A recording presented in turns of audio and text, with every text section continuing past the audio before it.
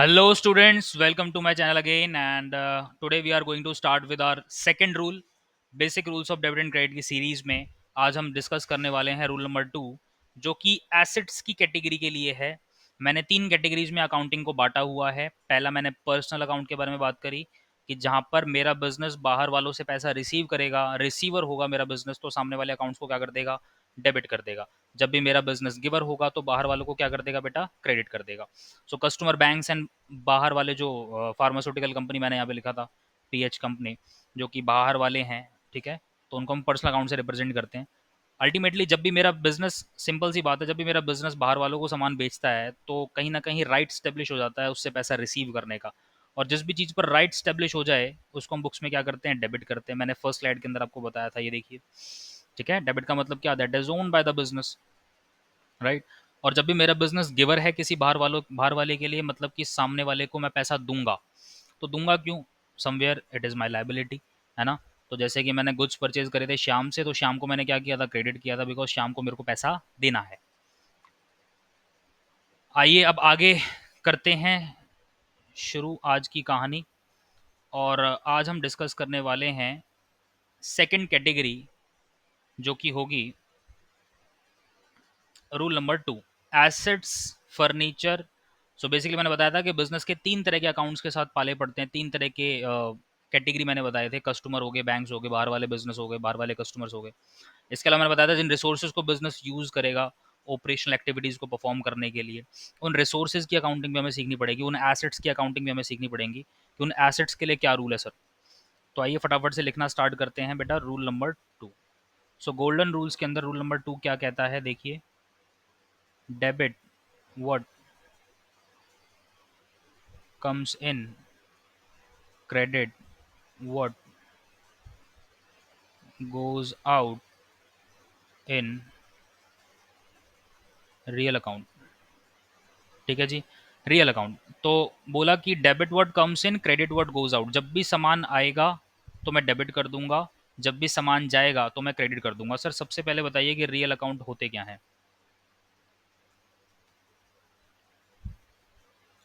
It includes all the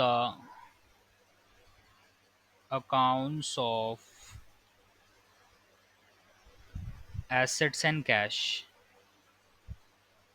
ठीक है, assets and cash. हर वो अकाउंट जो किसी एसेट को रिप्रेजेंट करे। सर एसेट क्या होते हैं, anything that gives benefit, anything that gives benefit to the business,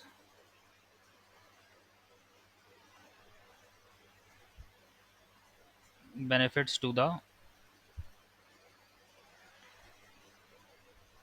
business in cash और काइंड, ठीक है। हर वो चीज़ जो बिजनेस को बेनिफिट दे, चाहे वो कैश बेनिफिट दे, चाहे काइंड्स, काइंड्स मतलब क्या, नॉन कैश बेनिफिट्स, ठीक है। तो कैश बेनिफिट मिले या नॉन कैश बेनिफिट मिले, नॉन कैश बेनिफिट मिले, वो सब क्या है बेटा, बिजनेस के एसेट हैं, ठीक है। Anything that gives benefit to the business in cash और काइंड, काइंड कह सकते हो या फिर नॉन कैश कह सकते हो। सो हर वो चीज़ जो बिजनेस यूज़ कर रहा है, मैं मेडिकल के शॉप की बात कर रहा था बेटा, बिजनेस क्या क्या यूज़ कर रहा है सर, हर चीज़ यूज़ कर रहा है। आप बताओ, काउंटर में गले में कैश भी रखा हुआ है, कोई 500 का नोट लेके आ जाएगा तो खुले पैसे देने हैं, तो कैश भी तो एसेट की तरह काम कर रहा है ना, कैश भी तो बेनिफिट दे रहा है, ट्रांजेक्शन को एग्जीक्यूट करने में हेल्प कर रहा है। तो जो आप कैश मेंटेन कर रहे हो दैट इज ऑल्सो एसेट। इसके अलावा फर्नीचर आप यूज़ करते हो, आप फ्रिज यूज़ करते हो, आप एसी यूज़ करते हो, हर वो चीज़ जो आप लॉन्ग टर्म पर्पज से इस्तेमाल करने वाले हो to execute the business transactions, हर वो चीज़ जो बिजनेस को बेनिफिट दे रही है, चाहे वो कैश बेनिफिट दे चाहे वो नॉन कैश बेनिफिट दे, वो क्या है बेटा, एसेट है। अब ये पीछे आपको कूलर दिख रहा है, कूलर चलता हुआ, एक बात बताओ, क्या बिजनेसेस में, बड़ी बड़ी मैन्युफैक्चरिंग यूनिट्स में या फिर कहीं बड़े बड़े प्लांट्स में ऐसे कूलर नहीं लगे होते, लगे होते होंगे सर, एसी भी लगे रहते हैं। तो कूलर और एसीओ में से कहीं पैसे तो नहीं टपक रहे, राइट, कहीं कैश बेनिफिट तो नहीं मिल रहा, but ultimately it is giving non cash benefits, you can say kind benefits, मतलब बेनिफिट तो मिल रहा है जिसकी वजह से मैं बिजनेस के ऑपरेशंस को परफॉर्म कर पा रहा हूँ, बिजनेस की एक्टिविटीज को परफॉर्म कर पा रहा हूँ, मैं बैठ पा रहा हूँ, मैं रिकॉर्डिंग कर पा रहा हूँ, राइट। तो एक तरह का ये क्या हो गया, एसेट हो गया। ऐसे बिजनेस में आप मेडिकल की शॉप में एक एसी को यूज़ कर रहे हो, उस एसी में से पैसे तो नहीं निकल रहे, कैश बेनिफिट तो नहीं मिल रहा, बट अल्टीमेटली उस एसी के चलने से आप वहाँ बैठ पा रहे हो, बिजनेस के ऑपरेशन एग्जीक्यूट हो पा रहे हैं, लाइट चल रही है, पंखे चल रहे हैं, बहुत सारी चीज़ें हैं, ये सब क्या है, नॉन कैश बेनिफिट देने वाली चीज़ें हैं। और हर वो चीज़ जो बिजनेस को बेनिफिट दे, चाहे वो कैश बेनिफिट दे चाहे वो नॉन कैश बेनिफिट दे, ऑल आर वॉट एसेट। ठीक है, और कैश को भी हम एसेट्स में कंसिडर करते हैं। आइए कुछ एग्जाम्पल लिख लेते हैं थोड़े से। जैसे कि मैं लिख लेता हूँ फर्नीचर अकाउंट। अब फर्नीचर जो आप यूज़ करोगे ऑब्वियसली आपका एसेट है। ठीक है, land and building account. Okay, इसके अलावा आ जाओ machinery account, cash account etcetera. मतलब हर वो चीज़ जो बिजनेस को बेनिफिट देना लॉन्ग टर्म, चाहे वो कैश में बेनिफिट दे चाहे वो नॉन कैश बेनिफिट दे, सब कुछ क्या है, वो एसेट है। और रूल बड़ा सिंपल बना दिया इसका, बोला कि debit word comes in, credit word goes out. Simple सी बात है, अगर एसेट आए तो डेबिट कर दो, जाए तो क्रेडिट कर दो। सिंपल सी एक बेसिक सी ट्रांजेक्शन लेता हूँ, आपको फटाफट समझ में आ जाएगा। कुछ भी नहीं है बेटा इस चैप्टर के अंदर ना, बहुत सिंपल चैप्टर है। चैप्टर क्या, मैं तो बोलता हूँ बेटा अकाउंट ही पूरी सिंपल है, बस आप ना लॉजिक्स को छोड़ो मत। चीज़ों को रटने की कोशिश करोगे तो चीज़ें टफ हो जाएंगी, बट शर्ते आप लॉजिक्स को समझ लोगे, फंडामेंटल्स को समझ लोगे तो फिर कोई दिक्कत नहीं है। ठीक है, अब ट्रांजेक्शन नंबर 1 मैं इसमें ले रहा हूँ furniture. Furniture purchased in cash of rupees 1 lakh. Cash में फर्नीचर परचेज करा है बेटा 1 लाख रुपए का। आप मुझे बताओ, ये इसमें इस ट्रांजेक्शन के अंदर कौन कौन से एसेट हैं? सर एक तो फर्नीचर एसेट है और एक कैश एसेट है। अच्छा, इस ट्रांजेक्शन से क्या पता चल रहा है, क्या आ रहा है? सर फर्नीचर आ रहा है, कैसी बातें कर रहे हो आप? हाँ बिल्कुल, बिल्कुल सही कह रहे हो आप, फर्नीचर अकाउंट डेबिट। सर जो आएगा उसको डेबिट करना है? हाँ बिल्कुल डेबिट करना है, क्योंकि रूल में आपने बताया है ना। और जो जा रहा है उसको क्या करोगे? क्रेडिट कर दो साहब। So furniture account debit to cash account, simple. इससे सिंपल ट्रांजेक्शन हो सकती है क्या, मुझे बताओ। रियल अकाउंट के लिए कितनी सिंपल ट्रांजेक्शन बना दी। जब भी मैं रिसोर्सेज की बात करूँ, एसेट्स की बात करूँ, तो सिंपल रूल है, debit word comes in, credit word goes out. जो एसेट आ रहा है उसको डेबिट कर दो, जो एसेट जा रहा है वो क्रेडिट हो जाएगा। ठीक है जी, तो यहाँ पर फर्नीचर आ रहा है, हमने डेबिट कर दिया। कैश हमारी जेब से जा रहा है तो हमने क्या कर दिया, उसको क्रेडिट कर दिया। अब सर ये तो हो गई रूल्स की बात, लेकिन आप डेबिट क्रेडिट का मतलब ही तो आपने कुछ बताया था। ये देखो, डेबिट क्रेडिट का मतलब क्या होता है, that is own by the business, that is loan by the business. अब मुझे एक बात बताओ, आपने अगर फर्नीचर परचेज किया तो ये फर्नीचर कल से बिजनेस का या जिसने बेचा उसका? सर हमारा, ऑब्वियसली हमने परचेज किया तो हमारे पास ओनरशिप आ जाएगी। तो बस सिंपल सी बात है ना, जो भी चीज़ बिजनेस की ओनरशिप के अंदर आ जाए उसको डेबिट ही तो करते हैं।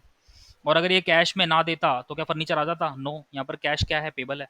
कैश मेरे को पे करना पड़ता ना, कैश में पे नहीं करता तो क्या फर्नीचर आता? नहीं आता ऑब्वियसली। यहाँ पर कैश क्या है, एक तरह का पेबल अमाउंट है जो कि मेरे को पे करना पड़ेगा टू परचेज फर्नीचर। जो आ रहा है उस पर राइट आ गया, जो जा रहा है वो लाइबिलिटी थी, वो देना पड़ता। ठीक है, cash is a asset, but ये जा रहा है, देना पड़ेगा, अदरवाइज एसेट नहीं आ सकता। ये क्रेडिट हो रहा है, ये डेबिट हो रहा है। आप ना लॉजिक्स को पकड़ो, डेबिट क्रेडिट को पकड़ोगे तब भी बात वही है, रूल्स को पकड़ लो तब भी बात वही है, सेंस वही निकल के आना है। सर कैसे इसी चीज को एक बार पर्सनल अकाउंट के रूल में अप्लाई करना। देखो जी, पर्सनल अकाउंट के रूल में मैंने क्या बोला था कि debit the receiver, credit the giver in personal account. जिस भी चीज पर राइट आ जाता है उसको हम क्या करते हैं, डेबिट करते हैं। आइए ये सेल वाली ट्रांजेक्शन देखो, गुड सोल्ड टू राम जो मैंने आपको कराई थी फर्स्ट पार्ट के अंदर। Good sold to Ram of rupees 1 lakh. Ram को 1 लाख का सामान, 1,50,000 का सामान बेचा था। अब राम आपको चलता फिरता कहीं भी मिल जाएगा तो उससे बोलोगे नहीं ला भाई मेरे 1,50,000 रुपीज ला।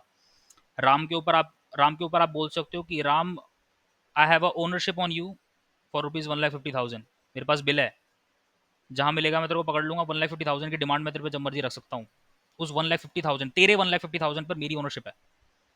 जिस भी चीज पर राइट आ जाता है ना उसको हम क्या करते हैं, डेबिट। यहाँ पे राम के ऊपर राइट नहीं आया, राम के 1,50,000 रुपए पे राइट है, राम के 1,50,000 पे राइट है। Got it.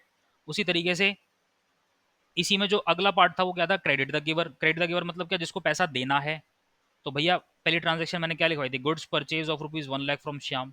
तो मैंने ट्रांजेक्शन करी, purchase account debit to Shyam. यहाँ श्याम को पैसा देना पड़ेगा, कितना देना पड़ेगा, 1 लाख रुपए देने पड़ेंगे। तो शाम को मैंने क्या कर दिया था, क्रेडिट कर दिया था। और क्रेडिट का मतलब क्या, that is loan by the business, obviously पैसा देना पड़ेगा ना श्याम को। तो बेटा फंडामेंटल कहीं नहीं भागता, फंडामेंटल सेम होता है, लॉजिक्स कहीं नहीं भागते। आप गोल्डन अप्रोच पकड़ लो, आप डेबिट क्रेडिट के मीनिंग पकड़ लो, या इसके बाद में मॉडर्न अप्रोच बताने वाला हूँ वो पकड़ लो। सब चीज़ों के इशारे एक ही तरफ जाएंगे, सारी चीज़ें आपको एक ही चीज़ सिखाने वाली हैं, फंडामेंटल्स। और फंडामेंटल्स कॉमन होता है, चाहे आप कुछ भी समझ लो, कैसे ही पकड़ लो। Got it? अच्छा, इसके अंदर सर कोई और दूसरी ट्रांजेक्शन लेने की रिक्वायरमेंट तो नहीं है? मेरे हिसाब से एक ही ट्रांजेक्शन सफिशिएंट है रियल अकाउंट समझाने के लिए।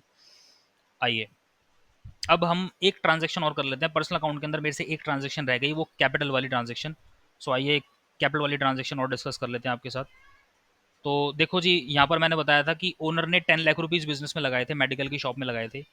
तो बात यह है कि बिजनेस ट्रांजेक्शन क्या पास करेगा? बिजनेस ट्रांजेक्शन पास करेगा बेटा cash account debit to capital. Cash account debit to capital, बेटा ये प्रीवियस वीडियो के अंदर था, ये मेरे से रह गया था, तो मैं इसको अभी यहाँ पर कवर कर रहा हूँ।